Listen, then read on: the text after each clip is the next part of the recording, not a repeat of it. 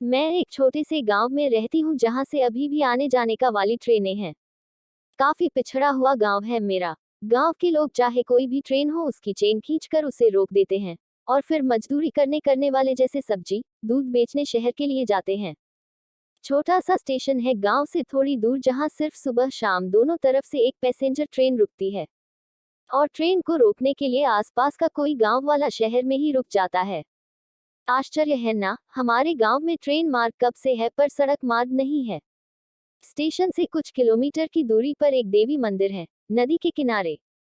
देवी मंदिर जाने के लिए हम लोग गांव वाले ट्रेन की पटरियों के किनारे किनारे चलकर जाते हैं, क्योंकि वही एक रास्ता है मंदिर जाने का। देवी मैया की बड़ी मानता है।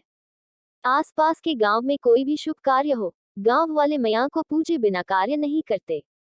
आखिर ऐसा करे भी क्यों ना, जब नदी हर साल अपने रौद्र रूप में आकर हर चीज को डुबोने लगती है तो सिर्फ मैया ही सहारा होती है।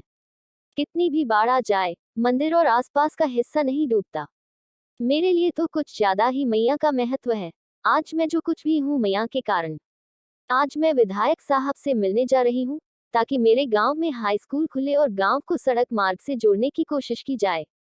मेरी उम्र 30 साल है और मैं गांव की पहली लड़की हूँ जिसने गांव में रहते हुए मैट्रिक तक की शिक्षा पूरी की हूँ, वह भी माता का आशीर्वाद मिलने के कारण। लगभग 20 साल पहले की बात है, मेरे भाइयों का मुंडन हो रहा था। पिताजी ने भाइयों को नए कपड़े दिलाए थे। मुझे कहा कर्जा लेकर मुंडन करा रहे हैं, जल्दी ही कर्ज चुका देंगे और तुझे भी नया कपड़ा देंगे। बच्ची थी फिर भी जानती थी, ना मेरा मुंडन हो ना बिना फ्रॉक फटे नया कपड़ा मिलेगा। देवी मंदिर में भाइयों का मुंडन हुआ। वहां एक औरत पूजा करती हुई मिली, सबसे अलग थलग की, साफ सुथरी लंबी सी।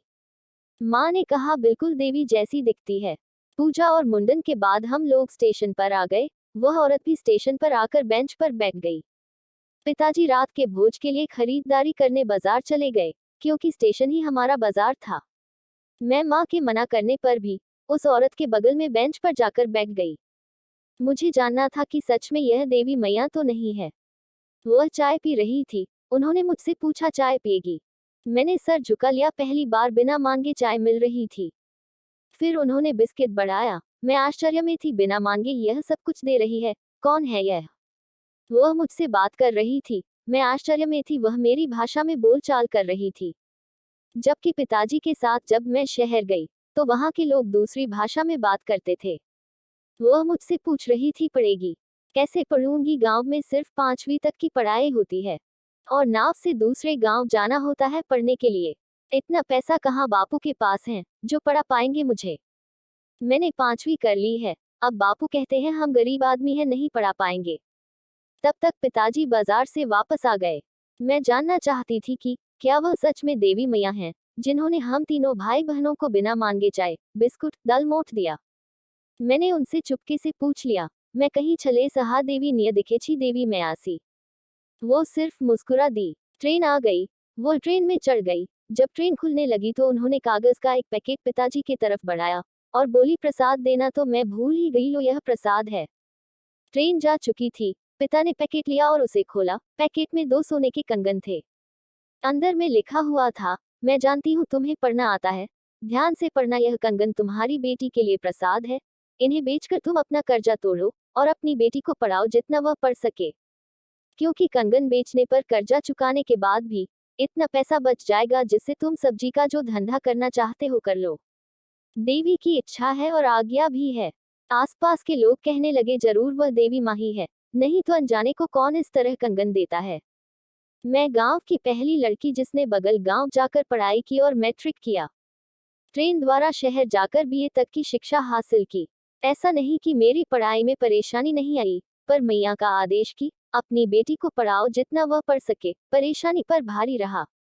मैंने पढ़ाई पूरी कर गांव में ही शिक्षिका की नौकरी कर ली, क्योंकि मैं जानती हूँ जिंदगी शिक्षा बिना अधूरी है। मैं तैयार होकर माता के मंदिर गई, पूजा किया और कहा मैया मैं जब भी ट्रेन में बैठती हूँ आपका चेहरा ढूंढती हूँ, क्योंकि आप ट्रेन में ही बैठकर वापस गई थी। आज मिल जाना माँ। मैं फिर मुस्कुराते हुए, यह तो जब भी मैं शहर जाती हूँ करती हूँ। मैं शहर पहुंची। मैंने विधायक साहब के सचिव के घर का कॉल बेल दबाया। एक महिला ने दरवाजा खोला। मैं अचानक उनका चेहरा देखती रह गई। मेरी देवी मैया मेरे सामने खड़ी थी, उन्होंने मुझसे पूछा क्या काम है। मैं उनके चरणों में गिर पड़ी। मैंने कहा स्टेशन पर मुझे कंगन प्रसाद के रूप में दिया था। तब से ढूंढ रही हूँ देवी मैया मैं आपको, देखो मैंने बीए कर ली है। वह मुस्कुरा पड़ी और अंदर ले गई मुझे और कहा तेरे अंदर एक आग देखी थी। उस आग को जलाए रखने के लिए जो त्याग किया वह सफल हुआ। मैंने पूछा देवी मैया आप कौन हैं? उन्होंने कहा एक सामान्य औरत, पर आप तो मेरी भाषा बोल रही थी। वह हंस पड़ी, कहा मेरे पिताजी वहां स्टेशन मास्टर थे, उन्हीं के साथ कुछ महीने वहां रही तो सीख लिया। उस इलाके को अच्छी तरह जानती हूँ मैं। वहां देवी माँ के दर्शन में गई थी, क्योंकि मैंने सोची थी कि अगर मेरी नौकरी लग गई तो देवी माँ आपके दर्शन को आऊंगी। बेटियों को जन्म देने की सजा पा रही थी। माता की कृपा से मुझे अच्छी नौकरी मिल गई, तो दर्शन के लिए गई थी वहां। मैंने पूछा आपके घर वालों ने नहीं पूछा? उन्होंने कहा 2 बेटियों के लिए मार खा रही थी, तीसरी के लिए थोड़ा और खाने को तैयार थी। पर नौकरी ने मुझे मजबूत बना दिया था। किसी ने पूछा ही नहीं कंगन कहाँ गए, क्योंकि अब मैं सोने का अंडा देने वाली मुर्गी बन चुकी थी। तुम बताओ यहाँ क्यों आई हो? मैं बोल पड़ी, आपके दर्शन को देवी मैया। तब तक वह मेरी फाइल पढ़ चुकी थी और बोली अपने गांव में हाई स्कूल खुलवाना चाहती हो? जल्दी तुम्हारे गांव का मिडिल स्कूल हाई स्कूल में अपग्रेड हो जाएगा, क्योंकि जहां तुम्हारे जैसी बेटी हो वहां शिक्षा का अलग जागेगा ही। फिर सरकार भी कटिबद्ध है हर बच्चे तक शिक्षा पहुंचाने के लिए। और हाँ, सड़क का काम भी जल्दी शुरू होगा। थोड़ी देर में तुम विधायक साहब से मिल लेना। मैं बैठी थी, इतने में वह चाय ले आई और बोली लो बिस्कुट दालमोट खा लो, तुम्हें पसंद है ना? और हाँ, मुझे देवी मैया बनने का आइडिया तुम्ही ने दिया था। पर मैं देवी मैया जैसी दिखती हूँ, लेकिन नहीं हूँ मैं। और हाँ, एक बात, हर औरत के अंदर एक देवी है। तुम्हारे अंदर की देवी भी तो अपना हर सुख दुख त्याग गांव के उत्थान के लिए कार्य कर रही है।